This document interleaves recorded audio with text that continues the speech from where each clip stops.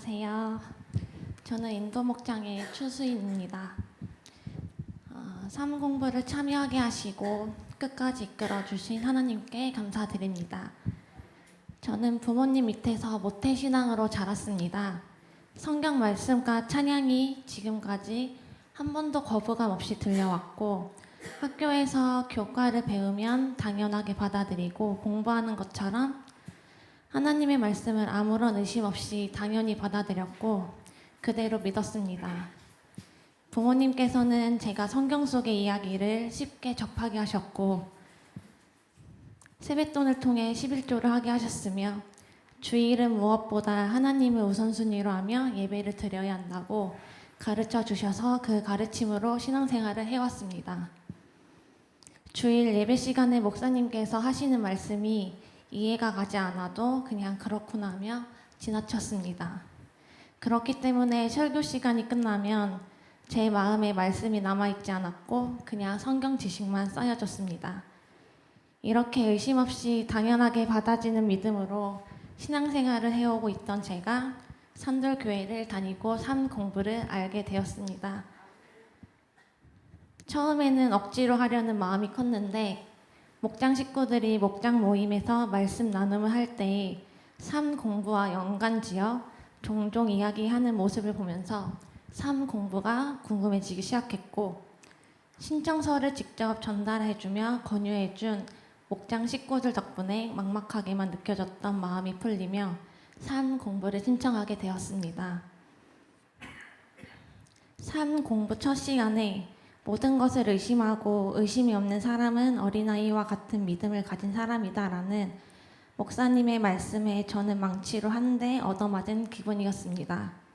제가 지금까지 어린아이와 같은 믿음으로 살아왔다는 생각에 충격을 받았지만 그 말을 받아들이게 되었고, 삶 공부를 통해 어린아이와 같은 믿음에서 더 성숙한 믿음으로 성장하기를 기도하고 기대하게 되었습니다.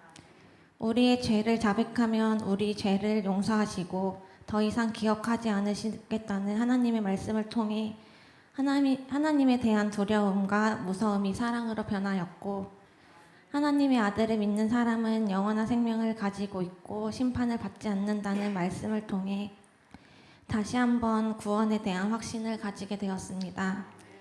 제 마음에 가장 감동이 되었던 것은 하나님의 음성은 소리가 아닌 생각과 성경을 통해 말씀하신다는 것이었습니다. 저는 하나님의 음성이 소리로 들리는 것이라 생각했습니다. 오랜 시간 동안 하나님의 음성을 듣게 해달라고 기도를 했지만 제가 생각했던 음성은 들리지 않았습니다. 삶 공부를 하면서도 가장 많이 기도했던 기도가 하나님의 음성을 듣고 변화되는 삶을 살기를 소망한다는 기도였는데, 하나님의 음성도 들리지 않고 변화되는 것이 느껴지지 않아 어느새 조급함이 저를 불안하게 만들었습니다. 하지만 이 말씀을 통해 하나님께서 지금까지 내게 주신 생각과 말씀을 통해 끊임없이 저에게 말씀하셨지만 제가 깨닫지 못함을 알게 되었고 다시 하나님의 음성을 듣기를 기대하게 되었습니다. 금식하고 성령 집회에 참석하여 기도할 때 하나님께서 너무 조급해하지 말고 천천히 나에게 다가오라는 음성을 마음으로 들려주셨고 불안하고 조급했던 마음이 평안해졌습니다. 저는 지금까지 제자가 아닌 교인으로서 가르침만 받아왔음을 고백합니다. 예수님의 제자가 되어 하나님과 이웃과 올바른 관계를 유지하고 예수님의 삶을 배우고 다른 사람에게 전달하는 사람이 되어야겠다는 마음을 하나님께서 저에게 주셨습니다.